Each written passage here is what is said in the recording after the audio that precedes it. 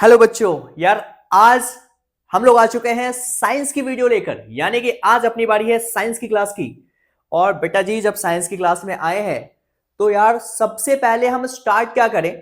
तो हमने सोचा कि केमिस्ट्री का मेटल्स और नॉन मेटल्स किया जाए। बिकॉज चैप्टर की वेटेज कम से कम अगर माना जाए तो 8 नंबर का तो कम से कम बोर्ड एग्जाम के अंदर रहने वाला है इस चैप्टर की। यानी केमिस्ट्री में सबसे हाई वेटेज कैरी करने वाला एक chapter metals and non metals भी है, कार्बन एंड कंपाउंड के अलावा। राइट, तो बेटा वेटेज अच्छी खासी है। चैप्टर्स में मजा भी बहुत आने वाला है भाई। चैप्टर्स में करने के लिए बातें बहुत सारी है, यानी कि पढ़ने के लिए कॉन्सेप्ट बहुत सारे हैं, इंटरेस्टिंग भी है। और भाई अगर आप मेरे साथ बैठे हो तो बोर तो नहीं होने वाले बिल्कुल भी। तो चला बिना देर किए आज हम स्टार्ट करते हैं मेटल्स और नॉन मेटल्स की पहली सीरीज, पहला पार्ट, जिसमें हम काफी सारी बातें, फिजिकल प्रॉपर्टीज क्या होते हैं मेटल्स या नॉन मेटल्स की, क्या होती है इसकी केमिकल प्रॉपर्टीज, ये सारी बातें हम करने वाले हैं बिना किसी झंझट के। राइट, तो अगर आप नए हो मेरे चैनल पे तो बेटा सब्सक्राइब कर लीजिए चैनल और जुड़ जाइए अपने साथ अपने बोर्ड एग्जाम्स तक के लिए। क्लियर है बात? तो चलिए स्टार्ट करते हैं मेटल्स एंड नॉन मेटल्स। यार मेटल्स नॉन मेटल्स में सबसे पहले हम बात करने वाले हैं फिजिकल प्रॉपर्टीज ऑफ मेटल्स कि आखिर मेटल्स क्या होते हैं। भाई मेटल्स और नॉन मेटल्स या मेटेलॉइड्स कैटेगराइज किया गया था किस बेसिस पे? तो उनके फिजिकल और केमिकल प्रॉपर्टीज की बेसिस पे। तो अगर मेटल्स है तो क्या प्रॉपर्टी फॉलो करता है, जरा वो हम पढ़ते हैं। राइट, तो बेटा सबसे पहली बात, जो मेटल्स होते हैं they are generally solid in nature. कैसा होता है मेटल्स? सॉलिड नेचर का होता है। राइट, ठोस होते हैं। आप लोहा देख लो, आयरन, एल्यूमिनियम देखते हो, कॉपर देखते हो, गोल्ड देखते हो, सिल्वर देखते हो, ये सब कैसे हैं? Solid in nature. तो मेटल्स जनरली जो होते हैं बेटा सॉलिड नेचर के होते हैं। राइट, बट क्या सारे के सारे मेटल सॉलिड होंगे? जैसे कि हमने कहा क्लास में सारे बच्चे बराबर हैं, बट एक्चुअल में बराबर है भाई, कहने की बात है वो कि मेरे लिए सब इक्वल है, बट सबकी परफॉर्मेंस डिफाइन करेगी कि वो किस लेवल का है या क्या नहीं है। राइट, उनका एटीट्यूड बताएगा कि वो बच्चा कैसा है या कैसा नहीं है। राइट, तो बेटा कहने की बात है कि मेटल सारे सॉलिड होते हैं, बट हर जगह एक्सेप्शंस होते हैं। राइट, तो उसमें एक एक्सेप्शन आता है कि भाई मर्क्यूरी, मर्क्यूरी जो होता है बेटा, जिसको कहा जाता है लिक्विड मेटल। कैसा मेटल होता है बेटा? मर्क्यूरी को कहा जाता है लिक्विड मेटल। क्लियर है बात? मर्क्यूरी का फॉर्मूला होता है बेटा H G, H capital G small, mercury का फॉर्मूला। मरकरी जो होता है लिक्विड नेचर होता है इसका, रूम टेम्परेचर, पहली बात। दूसरी बात, जो मेटल्स होते हैं बेटा हार्ड होते हैं। जनरली मेटल्स कैसे होते हैं? हार्ड होते हैं, काफी ठोस होते हैं। लोहे को देख लो, सिल्वर को देख लो, गोल्ड को देख लो, they are hard. But again exception है। एक्सेप्शंस जैसे हम बात करते हैं पोटेशियम की, हम बात करते हैं सोडियम की, भाई ये इतने सॉफ्ट होते हैं जैसे कि पनीर होता है, इसको चाकू से कट कर सकते हैं बड़े आराम से। तो they are soft metals. Right, तो मेटल्स हार्ड होते हैं, बट अगेन एक्सेप्शंस एग्जिस्ट करता है। ठीक, हमने कहा मेटल्स जो होते हैं इसके अलावा क्या होता है बेटा? कभी आपने ऑब्जर्व करा है गोल्ड को, सिल्वर को, क्यों लोग इसको ज्वेलरी पर्पस के लिए यूज करते हैं? काफी ज्यादा चमकता है, शाइनिंग प्रॉपर्टी होती है। तो मेटल्स जो होते हैं ना, चमकने वाला होता है, चमकता है। और चमकना यानी कि बेटा लस्ट्रस कहा जाता है उसको। तो मेटल्स की प्रॉपर्टी है कि दे हैव मेटेलिक लस्टर या लस्ट्रस। यानी कि कोई बोलेगा व्हाट इज लस्ट्रस? तो the property of a metal by which they can shine, जो चमकता है, उस चमकने को ही तो हम कहते हैं लस्ट्रस। तो मेटल चमकता है। ठीक है, मेटल्स आर मेलेबल। अब कोई बोलेगा मेलेबल का मतलब क्या है? मेलेबल का मतलब होता है मेटल्स को ना हैमर करके, बीट करके थिन शीट्स में कन्वर्ट किया जाता है। कभी आपने एल्यूमिनियम फॉइल देखा बेटा जी? एल्यूमिनियम फॉइल जिसमें रोटी या ब्रेड फोल्ड करते हो, कितना चमकता है वो। राइट, और कितना पतला होता है वो। पतला है मतलब शीट है, कागज से भी पतला, फट से टूट जाएगा, फट जाएगा। तो भाई वो किस प्रॉपर्टी की वजह से ऐसा है? तो क्या नाम दिया उसको कि दे आर मैलेबल, यानी कि हैमर करके थिन शीट्स में कन्वर्ट किया जाता है। फिर बोला गया metals are ductile in nature. भाई डक्टाइल का मतलब क्या होता है? कोई बोलेगा डक्टाइल को डिफाइन करो। तो बेटा आप देखते हैं कि जो ज्वेलरी आइटम्स होते हैं, आपने देखा होगा जो सुनार जो ज्वेलरी आइटम्स बेचते हैं, गोल्ड हो गया, सिल्वर हो गया, इन सबके, तो उसके जो बनावट होती है काफी छोटी होती है, पतली से पतली होती है। इतनी पतली वायर्स के डिजाइन बने होते हैं, राइट। या फिर हम अपने इलेक्ट्रिसिटी ट्रांसफर के लिए यहां से वहां जो यूज करते हैं वायर्स, वो किस किस के होते हैं? कॉपर के होते हैं, जनरली एल्यूमिनियम के होते हैं। These are metals. तो वाई मेटल्स? मेटल्स ही क्यों? एक तो अच्छा कंडक्टर है, बट उसके साथ साथ इसकी प्रॉपर्टी है कि इसको ना बीट करके थिन वायर में कन्वर्ट किया जा सकता है, राइट। तो उस प्रॉपर्टी को बोलते हैं डक्टाइल या डक्टिलिटी। तो बोला डक्टाइल का मतलब क्या है? तो that can be drawn into the thin wires, इसी को हमने डक्टिलिटी का नाम दिया। अगली प्रॉपर्टी की बात करते हैं कि भाई मेटल जनरली जो होते हैं बेटा, उसकी हाई मेल्टिंग पॉइंट्स होती है। मेटल्स की मेल्टिंग पॉइंट्स हाई होती है, राइट। अब हाई होती है बट वहां भी एक्सेप्शंस है। भाई गैलियम और केजियम लो मेल्टिंग पॉइंट्स कैरी करता है, राइट। इतना ज्यादा लो है कि अगर आप इसको हाथ पे रखो ना, मेल्ट कर जाएगा, पिघल जाएगा, राइट। समझ रहे हो ना? वो पिघलने की बात नहीं हो रही है कि जो आप किसी को देखे और आप पानी पानी हो गए, वो वाली बात नहीं हुई बेटा। यहां पे बात हो रही है मेटल्स की मेल्टिंग पॉइंट्स लो होती है, राइट, यानी कि हाई होती है, बट गैलियम और केजियम की लो होती है। फिर इसके बाद बात आई मेटल्स जो होते हैं, बॉइलिंग पॉइंट्स भी काफी हाई कैरी करता है। उसके अलावा मेटल्स बहुत अच्छे कंडक्टर होते हैं। कंडक्टर होने का मतलब क्या है कि भाई ये इजिली क्या कंडक्ट करने वाला है? इलेक्ट्रिसिटी और हीट। कभी आपने देखा होगा जो बर्तन होते हैं वो किस चीज के होते हैं? मेटल्स के होते हैं। आप चूल्हे पे जब उसको रखते हो, आग लग रहा है उसके सरफेस पे, बट पूरा का पूरा बर्तन जो है गर्म हो जाता है। आप साइड से अगर बिना कपड़े के पकड़े, जल जाएगा हाथ। तो क्यों? क्योंकि भाई उसकी प्रॉपर्टी है, वो आयंस यहां से फ्लो करवाता है, तो चार्ज कैरी करता है, हीट कैरी करता है, राइट। तो वही है कि अच्छा कंडक्टर होता है हीट का, अच्छा कंडक्टर होता है इलेक्ट्रिसिटी का, राइट। क्लियर है बात? भाई अच्छा कंडक्टर होता है। बट अगेन हम बात करें तो हीट का कंडक्टर अच्छा है, बट हमने कहा कुछ जो है बेस्ट कंडक्टर्स हैं, that is the silver and copper. Poor conductors भी होंगे, एक्सेप्शंस तो हर जगह है। लेड और mercury, that is the poor conductor of heat. Similarly metals हमने कहा गुड कंडक्टर है, but which one is the best conductor? तो सिल्वर इज द बेस्ट। उसके बाद आता है कॉपर दूसरे नंबर पे। फिर बात आती है मेटल्स आर सोनोरस आल्सो। बेटा सोनोरस, राइट, समथिंग मिलता जुलता सुर, सोनोरस, आवाज में उसकी रस है। क्या मतलब इसका? अच्छा प्रोड्यूस करता है साउंड। तो मेटल्स बहुत अच्छा साउंड प्रोड्यूस करता है, इसीलिए इसको बोला जाता है सोनोरस है, राइट। जब उसको हैमर करेंगे तो अच्छा साउंड प्रोड्यूस करेगा। दैट्स वाई जो बेटा आप देखेंगे स्कूल्स के जो बेल्स होते हैं वो किस चीज के बने होते हैं? मेटल्स के बने होते हैं, लोहे के, क्योंकि अच्छा साउंड प्रोड्यूस करता है। बर्तन का भी गिर जाए बहुत तेज आवाज करता है, भाई सोनोरस प्रॉपर्टी। फिर बात आ गई physical properties of non metals को लेकर। क्लियर है बात? जितना अभी तक समझाया उसमें कोई दिक्कत तो आपको नहीं है ना? समझ आ रहा है तरीके से? बिल्कुल। आगे चले तो हमने क्या बोला बेटा? मेटल्स की जो है प्रॉपर्टीज देख लिया। अब हम बात करेंगे physical properties of non metals की बेटा। भाई नॉन मेटल्स देखो क्या है, जनरली जो अपने नॉन मेटल्स होते हैं वो सॉलिड होते हैं, राइट। जनरली कैसे होते हैं? वो सॉलिड होते हैं या गैसियस होते हैं। कैसे होते हैं? सॉलिड या फिर gas. But some of them are liquid also, that is the exception, right. तो नॉन मेटल्स जनरली सॉलिड और गैस होते हैं, बट कुछ लिक्विड्स भी होते हैं, ठीक है। जैसे कि अब हम बात करते हैं सॉलिड कौन है। तो बेटा सॉलिड नॉन मेटल्स हैं जैसे कि carbon, sulphur, phosphorus, these are the solid, ठीक है। फिर गैसेस में जैसे आ गया oxygen, hydrogen, nitrogen and all, right. But वहीं पे अगर हम बात करें liquid non metal, again exception, बहुत अच्छे से याद रखिए, ब्रोमीन, ब्रोमीन, ब्रोमीन, ब्रोमीन, ठीक है, ब्रोमाइन भी कहते हैं लोग। तो that is the liquid non metal. फिर बात आई नॉन मेटल्स जो होते हैं जनरली सॉफ्ट होते हैं, मतलब बहुत ज्यादा हार्ड तो नहीं होता। सॉफ्ट का मतलब मखमल बिल्कुल भी नहीं, मतलब सॉफ्ट का मतलब बहुत ज्यादा हार्ड नहीं होता। बट एक है हर जगह, तो जो डायमंड एक्सेप्शन है इसके अंदर। डायमंड जो होता है बेटा हार्डेस्ट नॉन मेटल इस यूनिवर्स में, यार राइट। तो हार्डेस्ट सब्सटेंस है, राइट। उसके अलावा नॉन मेटल जो होते हैं लस्ट्रस नहीं होते, अगेन चमकीला नहीं होता ज्यादा। बट आयोडीन अगेन एक्सेप्शन है, iodine is the lustrous non metal, चमकीला होता है काफी ज्यादा, तो आयोडीन लस्ट्रस है बेटा। फिर बात आई कि जो नॉन मेटल्स होते हैं ना, नॉन मेलेबल होते हैं, थिन शीट्स में कन्वर्ट करना पॉसिबल नहीं है। लकड़ी है, पीटोगे टूट जाएगा, थिन शीट्स में नहीं बन सकता।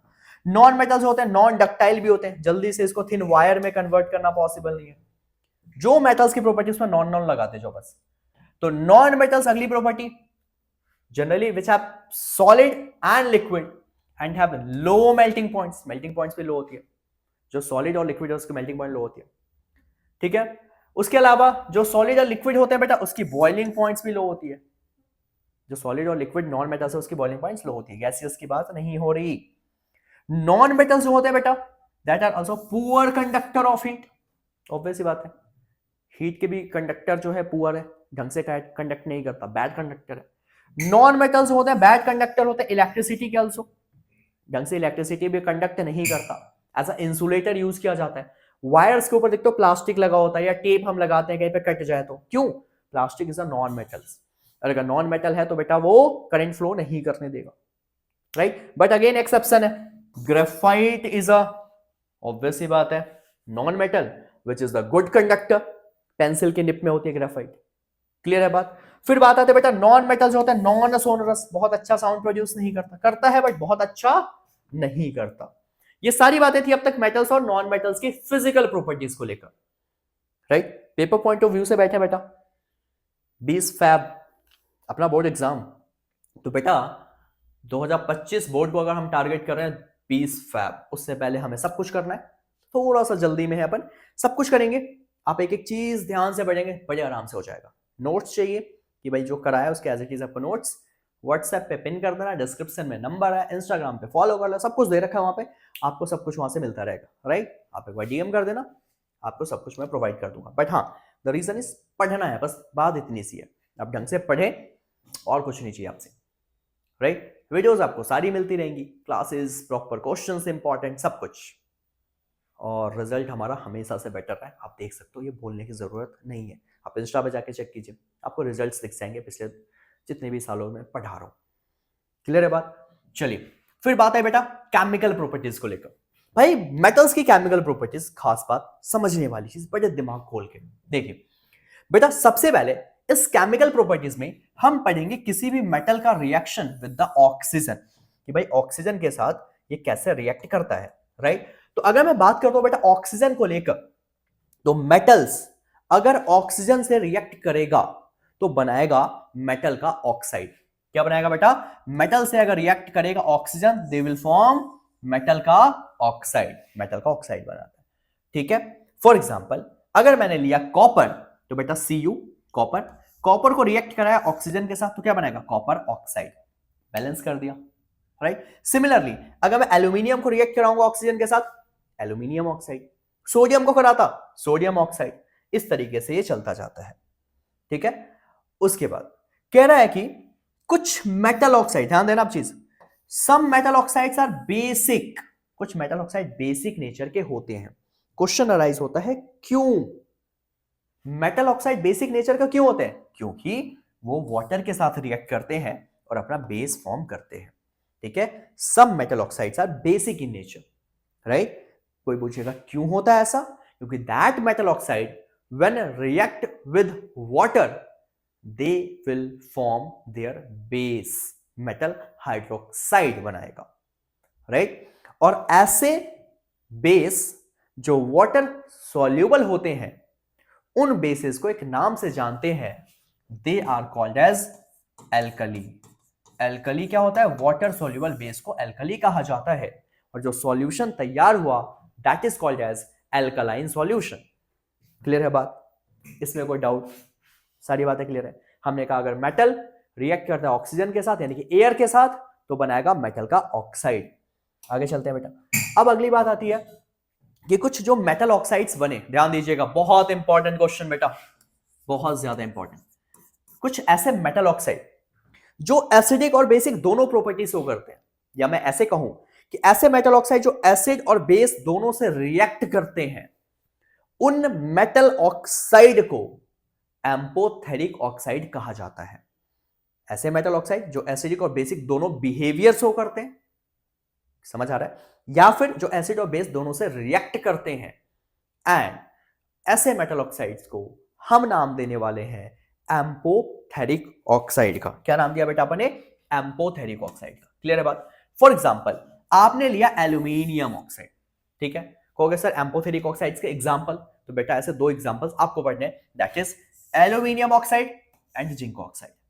Aluminium oxide and zinc oxide, these two metal oxides are amphoteric in nature, भाई अगर मैं एग्जांपल देखूं इसका यानी कि रिएक्शंस के साथ, तो एल्यूमिनियम ऑक्साइड Al2O3, जब इसको हम डालेंगे हाइड्रोक्लोरिक एसिड के अंदर या एसिड के अंदर, मैं सिंपली कहूं कौन सा एसिड है, हाइड्रोक्लोरिक HCl, जब ऐसा अगर हमने इसको डाला तो भाई क्योंकि हमने इसको डाला है अभी एसिड के अंदर, जब ये एसिड के अंदर गया तो खुद बेसिक बिहेवियर शो करता है, और जब इसी को हम डालते हैं इनसाइड द सोडियम हाइड्रोक्साइड यानी कि बेस, तो खुद एसिडिक बिहेवियर शो करता है। मतलब जब एसिड से रिएक्ट करेगा एल्यूमिनियम ऑक्साइड तो बेस की तरह बिहेव करेगा, बेस से करेगा रिएक्ट तो एसिड की तरह बिहेव करेगा। और दोनों ही केसेस में देखो मिला क्या, जब हमने एल्यूमिनियम ऑक्साइड को एसिड में डाला तो मिला aluminium chloride and water, salt and water. तो एम्फोथेरिक ऑक्साइड क्या बनाते हैं विद एसिड या बेस, सॉल्ट एंड वाटर बनाते हैं, ठीक है। तो AlCl3 प्लस वाटर। फिर अगर हमने इसको डाला है सोडियम हाइड्रोक्साइड यानी कि बेस के अंदर, तो इसने बना दिया सोडियम एल्यूमिनेट और रिएक्ट यहां से क्या रिलीज कर दिया, वाटर। क्या बनाया बेटा, सोडियम एल्यूमिनेट NaAlO2, याद ध्यान से बेटा, sodium aluminate and water. Clear है बात, तो ये आपको याद रखनी है। सिमिलरली अगर कोई बोलता है बेटा जिंक का, तो भाई देखो जिंक ऑक्साइड अगर मैं इसको डालता हूं HCl में तो क्या बनाएगा बेटा, ये बनाएगा जिंक क्लोराइड और प्लस वहां से रिएक्ट क्या रिलीज करेगा, वाटर रिलीज कर देगा। ऐसे अगर मैं डालता हूं जिंक ऑक्साइड को इनसाइड सोडियम हाइड्रोक्साइड, ठीक है, तो ये बनाएगा Na2ZnO2 सोडियम जिंकेट प्लस यहां से वाटर रिलीज कर देगा, sodium zincate plus water. Chapter 2 अगर आपने करा है तो बेटा उसमें भी ये रिएक्शन सोडियम जिंकेट कैसे बनता है। तो अगर हम जिंक को डालेंगे बेस के साथ तब भी सोडियम जिंकेट बनेगा, बस अगर यहां O नहीं होता तो यहां पे हाइड्रोजन गैस रिलीज होगा, metal plus base salt and hydrogen gas. But अगर मेटल का ऑक्साइड है तो सॉल्ट एंड वाटर बनाएगा, इसका नाम क्या है, sodium zincate. Important reaction, amphoteric, paper में लगभग आना इस साल तय है बेटा। तरीके से इसको याद कर लो, स्क्रीनशॉट लेना स्क्रीनशॉट ले लो, बहुत ज्यादा जरूरी हो सके तो इस साल बोर्ड एग्जाम में आपको दिख जाएगा इनके बारे में बातें, क्या होते हैं, क्या इसके रिएक्शंस एंड ऑल, ठीक है। आगे बात करें बेटा, अगली जो बात है that is about the reactivity of different metals with oxygen, right. अब अगर हम बात करते हैं कि कैसे क्या होता है, तो ध्यान दीजिए, आपको पता है कि कुछ मेटल्स ना बहुत ज्यादा रिएक्टिव है, हम देखेंगे आगे रिएक्टिविटी सीरीज के अंदर, और कुछ मेटल्स लेस रिएक्टिव है, राइट। तो जो मेटल्स ज्यादा रिएक्टिव है वो ऑक्सीजन में आने के बाद इजिली फायर कैच कर सकता है, मतलब आग लग सकती है, जैसे कि सोडियम एंड पोटेशियम। तो वही कहा गया कि मेटल जैसे कि सोडियम एंड पोटेशियम बहुत जल्दी विगोरसली रिएक्ट करते हैं ऑक्सीजन के साथ और फायर कैच करते हैं। तो उस चीजों से बचाने के लिए उसको कैसी जगह रखा जाएगा, जहां पे ऑक्सीजन ना हो, यानी कि उसको हम स्टोर करते हैं इनसाइड द केरोसिन ऑयल। कोई बोलेगा क्यों रखते हैं केरोसिन ऑयल के अंदर, ताकि बेटा अपन उस मेटल को बर्न होने से बचा सके, राइट। तो कोई पूछे सोडियम और पोटेशियम को कहां रखा जाता है, तो बेटा केरोसिन ऑयल के अंदर रखा जाता है। क्यों रखा जाता है, क्योंकि बहुत ज्यादा रिएक्टिव होने की वजह से इजिली फायर कैच कर लेता है, तो उसे प्रिवेंट करने के लिए, राइट। क्लियर है बात ना। अगला देखिए, कि अगर मेटल्स जैसे कि मैग्नीशियम को हीट किया जाए तो ये बर्न होता है विद अ ब्राइट फ्लेम, बहुत ज्यादा फ्लेम देता है, स्पार्क देता है, right, white flame with a bright flame, right. Similarly iron को अगर हीट किया जाता है तो ये भी ग्लो करता है ब्राइटली, चमकता है बहुत ज्यादा। कभी वेल्डिंग कर रहा है कोई, इसको देखा होगा आपने, बहुत ज्यादा चमकता है वहां पे, राइट। तो व्हाइट फ्लेम अगर दे रहा है, व्हाइट फ्लेम, तो मैग्नीशियम चैप्टर 1 में पढ़ा होगा, magnesium ribbon burn with a white flame, magnesium plus oxygen, magnesium oxide का रिएक्शन, याद है, तो वही चीज है, ठीक है। उसके अलावा कह रहा है कॉपर को जब अगर हम हीट करते हैं तो भाई बर्न ही नहीं होता, तो एक when the copper is heated it does not burn, but हाँ बर्न तो नहीं होता, जलता तो नहीं है, बट जब जलेगा नहीं तो अंदर अंदर जलेगा, और क्या बनाएगा वो, ब्लैक कोटिंग फॉर्म करता है, किस चीज की, कॉपर ऑक्साइड की। तो जब हम कॉपर को हीट करते हैं तो it does not burn completely, but black colour की एक लेयर फॉर्म करती है खुद के ऊपर, जिसको हम क्या नाम देते हैं, कॉपर ऑक्साइड का। क्लियर है बात। क्वेश्चन पूछे कि कोई भाई एक ब्राउन कलर सब्सटेंस है, ऑक्सीजन के कांटेक्ट में आया तो क्या हुआ, तो भाई एक ब्लैक कलर की लेयर फॉर्म है जिसको नाम दिया गया कॉपर ऑक्साइड का। Similarly silver and gold oxygen के साथ जल्दी रिएक्ट नहीं करते कितनी भी हाई टेम्परेचर हो जाए, राइट। कह रहा है सम मेटल, जैसे कि आप बात करते हैं magnesium, aluminium, zinc, lead forms an oxide layer over it. ठीक है भाई, क्या होता है कि हमें पता है कि ना कुछ मेटल्स जल्दी ऑक्सीजन से रिएक्ट कर जाएंगे, तो फिर इसके ऊपर ना ऑक्साइड की एक लेयर चढ़ाई जाती है पहले ही। किसके ऊपर? जैसे कि हमने नाम लिया मैग्नीशियम है, एल्यूमिनियम है, जिंक है, लेड है, इन सब के ऊपर एक ऑक्सीजन की लेयर चढ़ाई जाती है। कोई बोलेगा क्यों चढ़ाई जाती है सर पहले से एक लेयर, क्यों? ताकि फर्दर इनका ऑक्सीडेशन ना हो। ऑक्सीडेशन से प्रिवेंट करने के लिए वही है कि भाई इसके ऊपर एक लेयर चढ़ाई जाती है ऑक्साइड की, क्यों? To prevent the further oxidation, and they are called as self protecting metals. क्या हो जाता है इसको? सेल्फ प्रोटेक्टिंग मेटल्स कहा जाता है। क्यों? क्योंकि भाई पता है कि ये ऐसा करने वाला है, दैट इसके ऊपर पहले से ही एक लेयर चढ़ाई होती है, that layer is of oxide, यानी कि मेटल का ऑक्साइड। ये सबके साथ नहीं, एक्सेप्शंस है, ये आपको याद होनी चाहिए। क्लियर है? 1 मार्क का क्वेश्चन बड़े काम के हैं। अब आते हैं आगे बेटा, अगला टॉपिक है reaction of the metals with water. Again बहुत इंपॉर्टेंट चीज है, ध्यान से देखिए। कह रहे मेटल जो होता है बेटा, अगर वाटर से रिएक्ट करेगा तो may be it form metal oxide और इट मे फॉर्म मेटल का हाइड्रोक्साइड। क्या बोला मैंने? अगर मेटल रिएक्ट करेगा विद होम? वाटर, तो या तो वो उसका ऑक्साइड बनाएगा या उसका हाइड्रोक्साइड बनाएगा। ठीक है, और हाइड्रोजन रिलीज तो करेगा ही करेगा, ये तो फिक्स है बेटा। फॉर एग्जाम्पल, अब ध्यान देना इस चीज को ध्यान से, अगर मैंने सोडियम को डाला है इनसाइड द वाटर, ध्यान दो, सोडियम को डाला इनसाइड द वाटर, राइट, तो सोडियम जो है वो किस वाटर के साथ रिएक्ट करता है? ध्यान देना, बहुत इंपॉर्टेंट चीज कह रहा हूं। सोडियम और पोटेशियम बहुत ज्यादा रिएक्टिव मेटल्स होते हैं, तो सोडियम और पोटेशियम ना ठंडे पानी, कोल्ड वाटर के साथ रिएक्ट कर जाता है, और क्योंकि बहुत ज्यादा रिएक्टिव है, दैट्स वाई जैसे उसको पानी में डालेंगे तो एक्सप्लोजन होगा, फटेगा, ब्लास्ट होगा, बहुत विगरसली नेचर का होता है, मतलब बहुत ज्यादा अमाउंट में हीट रिलीज करता है, एक्सोथर्मिक है, फट से फायर कैच करेगा पानी के अंदर। कौन? Highly reactive metal. कौन से पानी के अंदर? ठंडे पानी के अंदर। तो भाई sodium and potassium react with the cold water and easily catches fire, that's why they are exothermic in nature. भाई high amount of heat release करने वाला है, तो ये तो बनाएगा ही बनाएगा, बट साथ में वाटर हीट भी रिलीज करेगा। क्या रिलीज करेगा? हीट रिलीज करेगा। तो वही है, sodium and potassium react with violently with the water, cold water, to form the sodium hydroxide, hydrogen and catches fire। तो एक्सोथर्मिक नेचर होता है, कोल्ड वाटर के साथ रिएक्ट करता है। भाई वहीं पे हम अगर बात करते हैं किसी कैल्शियम को लेकर, भाई कैल्शियम भी पानी से रिएक्ट करता है, कैल्शियम भी करता है, राइट। अब कैल्शियम अगर वाटर से रिएक्ट कर रहा है, कैल्शियम अगर वाटर से रिएक्ट कर रहा है तो बनाएगा कैल्शियम का हाइड्रोक्साइड। क्या बनाएगा बेटा? कैल्शियम का हाइड्रोक्साइड बनाता है, और हाइड्रोजन गैस रिलीज करता है, बट ये हीट रिलीज नहीं करता। ये लेस वायलेंट नेचर का होता है। कैसा होता है ये बेटा? लेस वायोलेंट नेचर का होता है, बहुत ज्यादा हीट रिलीज नहीं करता, नॉर्मल रहता है। ठीक है, तो वही है कि calcium react less violently with the water to form calcium hydroxide and water and does not catches fire. ठीक है, ये बनाएगा hydrogen and does not catches fire. Similarly magnesium अगर रिएक्ट करता है तो भाई मैग्नीशियम रिएक्ट करता है सिर्फ और सिर्फ हॉट वाटर के साथ। अब तक अपन ने देखा sodium, potassium, calcium, they react with a cold water. Sodium and potassium will form, sodium, potassium, calcium तीनों जो है, तीनों बनाएगा, क्या बनाएगा, क्या फॉर्म करेगा? अपना hydroxide, hydrogen gas. But sodium potassium exothermic nature show करेगा, कैल्शियम एक्सोथर्मिक नहीं करेगा, वायलेंट नहीं होने वाला।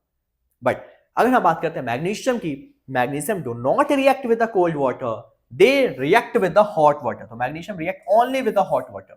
क्या बनाएगा? मैग्नीशियम का हाइड्रोक्साइड बना देगा और हाइड्रोजन रिलीज करेगा, गैस। क्लियर है बात? फिर बात करते हैं बेटा अब आगे, कुछ ऐसे मेटल्स हैं जो ना हॉट के साथ ना कोल्ड के साथ, हॉट वाटर के साथ भी रिएक्ट नहीं करता, कोल्ड वाटर के साथ भी नहीं करता। भाई किसके साथ करेगा? तो सिर्फ स्टीम के साथ। इनको स्टीम का ज्यादा शौक है, राइट। तो भाई मेटल्स जैसे कि aluminium, iron, zinc, these metals react only with the steam to form the metal oxide and hydrogen। क्या बनाएगा बेटा? मेटल का ऑक्साइड बनाता है, ध्यान देना, ये सब मेटल के हाइड्रोक्साइड बना रहे थे, ये मेटल का ऑक्साइड बनाता है। यहां पे करेक्ट कर लेना, Fe3O4 करना है इसको, ठीक है, स्टीम के साथ Fe3O4। तो मेटल का क्या बनाता है? ऑक्साइड बनाता है और हाइड्रोजन रिलीज करता है, कोई विगोरसली नेचर कुछ भी नहीं। फिर बात आती है, क्वेश्चन अराइज होता है, व्हाई मेटल ऑक्साइड? मेटल का हाइड्रोक्साइड क्यों नहीं बनाया? क्यों नहीं बनाया? क्योंकि भाई इसके जो ये हाइड्रोक्साइड बनते हैं, राइट, ध्यान देना कि भाई इसके हाइड्रोक्साइड बने बट इसके हाइड्रोक्साइड नहीं बने। क्वेश्चन अराइज हुआ क्यों नहीं बना हाइड्रोक्साइड? क्योंकि इसके जो ऑक्साइड होते हैं ना, वो वाटर में सॉल्युबल नहीं होते। क्या होते हैं? इसके ऑक्साइड जो होते हैं बेटा, वो वाटर में सॉल्युबल नहीं होते। अभी पीछे हमने देखा था कि सोडियम का जो ऑक्साइड है वो अगर पानी में जाएगा तो सॉल्युबल होगा और सोडियम का हाइड्रोक्साइड बना देगा, बेसिक नेचर शो करेगा। बट अगर हम बात करते हैं एल्यूमिनियम हो गया, आयरन हो गया, जिंक हो गया, इनके जो ऑक्साइड होते हैं they are not soluble in water, water में सॉल्युबल है ही नहीं। जब घुलेगा नहीं तो भैया आगे का काम कहां से होगा? तो वाटर में सॉल्युबल नहीं होते। किसके ऑक्साइड? एल्यूमिनियम के या आयरन के या जिंक के। जब सॉल्युबल नहीं है तो फिर आगे का जो फर्दर प्रोसेस है कि हाइड्रोक्साइड बनने का, वो नहीं हो पाएगा। याद रखना, अगेन रीजन पूछा जाता है कि भाई व्हाई एल्यूमिनियम या जिंक या iron does not form their hydroxide when react with the water. तो क्या लिखेंगे? क्योंकि इनके ऑक्साइड जो है वाटर सॉल्युबल नहीं होता है, इस वजह से ये अपना हाइड्रोक्साइड नहीं बनाने वाला। क्लियर है? किसके साथ रिएक्ट किया? तो भाई सोडियम पोटेशियम हॉट लोगों के यानी कि कोल्ड लोगों के साथ, ठीक है। कैल्शियम भी कोल्ड के साथ, सोडियम पोटेशियम कोल्ड के साथ रिएक्ट किया बट वायलेंट नेचर शो करेगा, एक्सोथर्मिक शो करेगा। कैल्शियम नहीं करने वाला, वायलेंट, लेस वायलेंट होता है। वहीं पे मैग्नीशियम सिर्फ और सिर्फ हॉट वाटर के साथ रिएक्ट करता है। और जो हमारा आयरन है, जो हमारा एल्यूमिनियम है, जो हमारा जिंक है, ये रिएक्ट करता है किसके साथ? ये रिएक्ट करता है स्टीम के साथ। स्टीम के साथ रिएक्ट करता है भाप के साथ, राइट, वेपर्स के साथ। जो रिएक्ट करता है तो वहां पे ये बनाता है मेटल का ऑक्साइड और हाइड्रोजन गैस। कोई पूछता है कि why they do not form the hydroxide like sodium, potassium and calcium? Because their oxides are not soluble in water, that's why, right. फिर वही बात करते हैं, कुछ और भी मेटल्स ले लेते हैं, जैसे कि हम बात करते हैं लेड है या कॉपर है या सिल्वर है या गोल्ड है। बेटा ये तो वाटर के साथ रिएक्ट ही नहीं करते, कोई सा भी वाटर ले और रिएक्ट ही नहीं करने वाले। क्लियर है बात? यहां तक कोई डाउट समझ आ रहा है? इफ यस तो कमेंट करें, जरूर बताएं, दोस्तों को रेफर करें यार। और एक एक चीज बताओ, अगर कहीं पे दिक्कत लग रही है, कुछ लग रहा है, टेक्स्ट में कि भैया ये दिक्कत है, मुझे इसको दोबारा एक्सप्लेन करो, I will explain you. Clear है बात? आगे आते हैं। फिर बात आती है बेटा रिएक्शन विथ एसिड्स, राइट। अगर हम मेटल्स की बात करते हैं बेटा, मेटल जनरली रिएक्ट करता है डाइल्यूट एसिड के साथ और बनाता है सॉल्ट। क्या बनाएगा बेटा? सॉल्ट, और साथ में रिलीज करेगा हाइड्रोजन। फॉर एग्जांपल अगर हम ले लेते हैं मैग्नीशियम और हाइड्रोक्लोरिक एसिड, तो बना देगा मैग्नीशियम का क्लोराइड और हाइड्रोजन।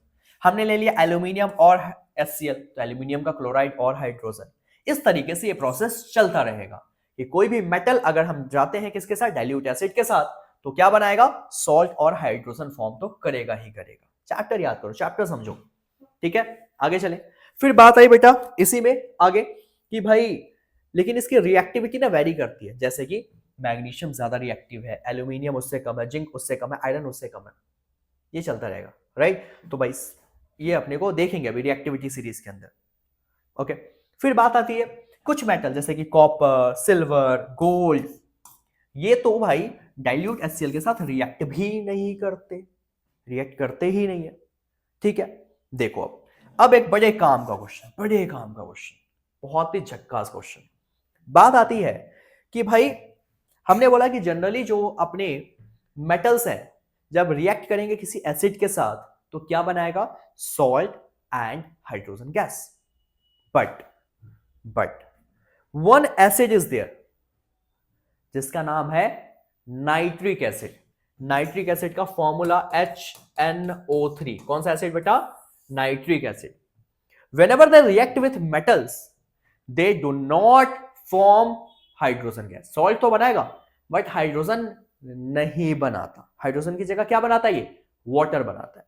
क्या बनाता है ये? वाटर बनाता है। क्वेश्चन आता है कि भाई why HNO3 do not form hydrogen gas. बड़े काम का क्वेश्चन इस साल के लिए। अगेन सेइंग, बहुत चांसेस हैं इसके आने के कि भाई एक एसिड है ऐसा जो अगर मेटल के साथ रिएक्ट करता है तो H2 गैस इवॉल्व नहीं करता। बताओ कौन सा है वो? HNO3। क्वेश्चन अराइज होता है क्यों नहीं करता?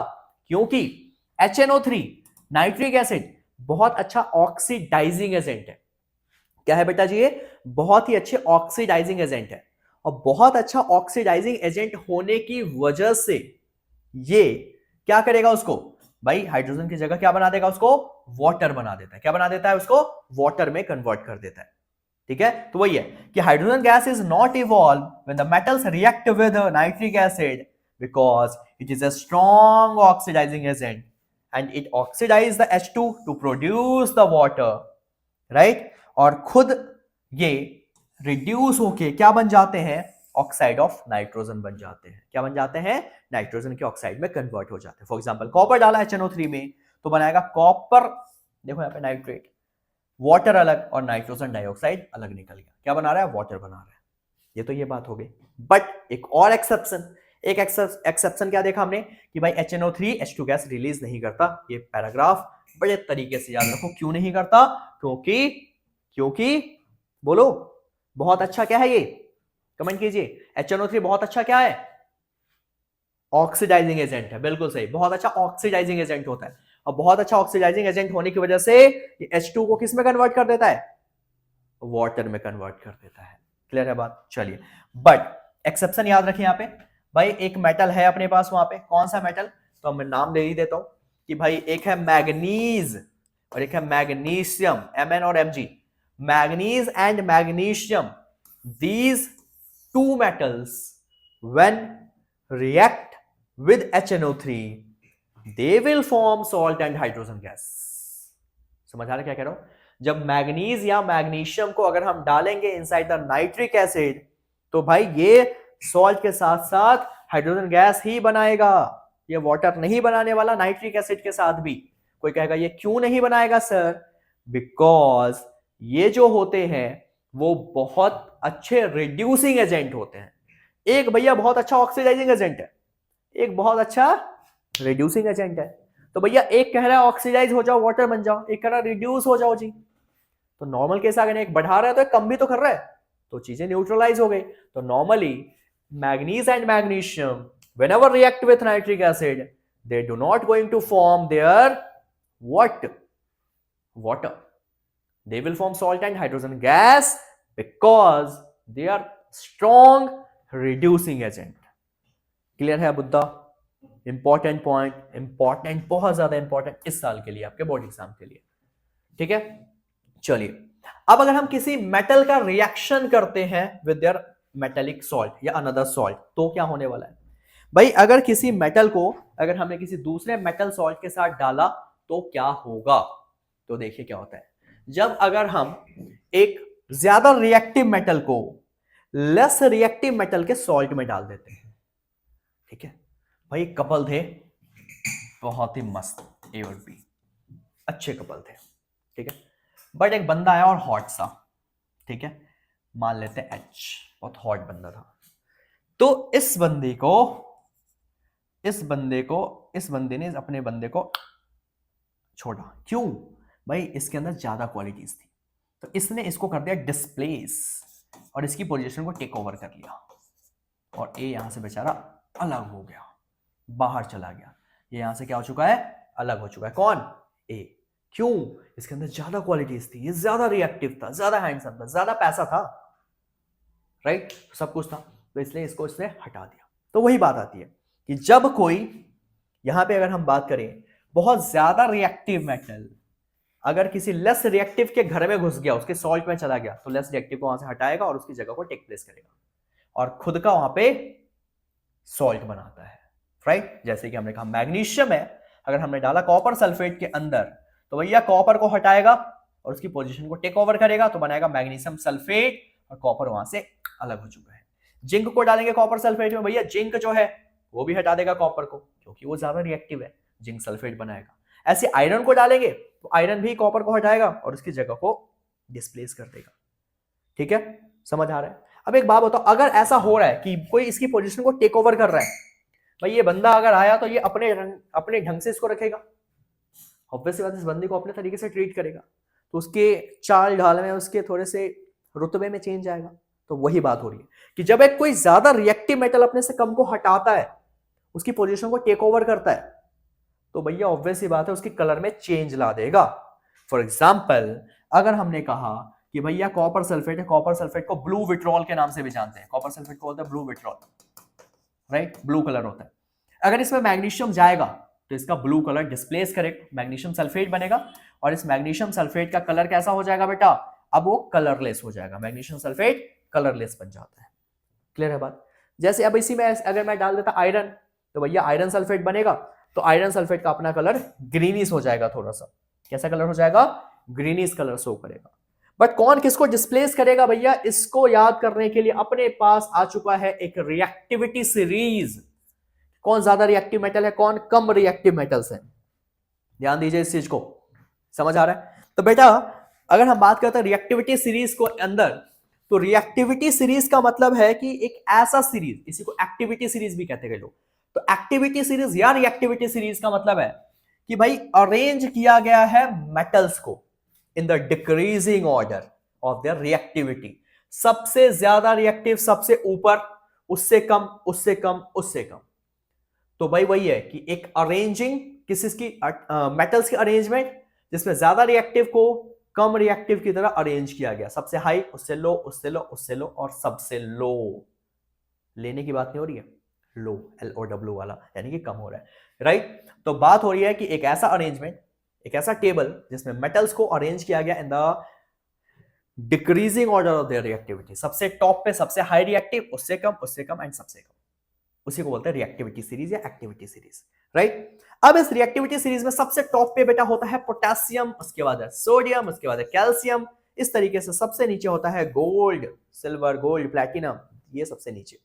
ठीक है बेटा, इसको याद करने का एक तरीका भी है, राइट? देखो, तो भाई हमने बोला please stop calling me a careless zebra, cute zebra भी कह सकते हो, या फिर careless zebra.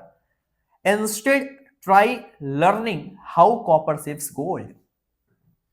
Please stop calling me a careless jabra. Instead try learning, भाई ये लर्न करो कि कॉपर ने कैसे सेव किया गोल्ड को। भाई क्यों याद करना है ये चीज, तो ये राइमिंग आपको हेल्प करेगा। P for potassium, S for sodium, C for calcium, M for magnesium, A for aluminium, C for carbon, Z for zinc, I for iron, T for tin। समझ आ रहा है? इस तरीके से H for hydrogen, C for copper, यहां पे S for silver, G for gold. Clear है बात? तो बेटा ये रिएक्टिविटी सीरीज अगर याद हो गई तो बड़ा ही मजा आएगा आपको क्वेश्चंस करने में, आपको काफी ज्यादा हेल्प मिल जाएगी। तो भैया ये याद कर लो ताकि रिएक्टिविटी सीरीज याद हो जाए। सबसे टॉप पे पोटेशियम, सबसे ज्यादा रिएक्टिव, उसके बाद सोडियम, उसके बाद कैल्शियम, उसके बाद मैग्नीशियम, डायरेक्ट याद हो जाए तो बहुत अच्छी बात है। तो आपको हेल्प मिलेगी कौन किसको डिस्प्लेस करेगा या कौन किसको डिस्प्लेस नहीं करने वाला। क्लियर है बात? बेटा जितना अब तक किया समझ आया सब कुछ अच्छे से, कोई दिक्कत परेशानी? क्या क्या देखा अब तक अपने? Physical properties, chemical properties, amphoteric oxide acid के साथ रिएक्ट कर रहा है तो क्या हो रहा है, नहीं हो रहा है, केमिकल प्रॉपर्टीज के अंदर, और लास्ट में हमने देखा रिएक्टिविटी सीरीज के बारे में। तो बेटा ये सारी चीजें अगर आपको समझ आए एक बार कमेंट करो ढंग का बिल्कुल कि आ रहा नहीं आ रहा है। भाई चैनल को सब्सक्राइब करो, अपने दोस्तों के साथ शेयर करो। तो बेटा इसको अब जो अब तक हमने किया है ये है आज का पार्ट नंबर 1, क्योंकि बहुत ज्यादा लेंथी हो जाएगा, बोर हो जाएंगे, दैट्स व्हाई पार्ट 1 में इतना रखने वाले हैं। पार्ट 2 जब हम करेंगे तो हम करने वाले हैं इसके आयनिक कंपाउंड्स के बारे में, और फिर आगे अकरेंस ऑफ मेटल के बारे में, जहां से क्वेश्चन का आना फिक्स है, राइट? फिक्स है। आज बता दूं कि क्या आएगा, बट बेटा सबसे पहले पढ़े तो सही, चैप्टर तो समझे, स्कोर करने के साथ साथ नॉलेज भी तो होनी चाहिए ना।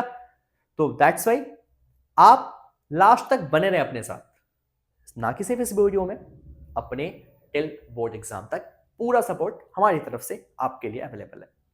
क्लियर है बात? तो बेटा मिलते हैं अपनी अगली वीडियो में जिसमें हम करेंगे इससे आगे का पोर्शन।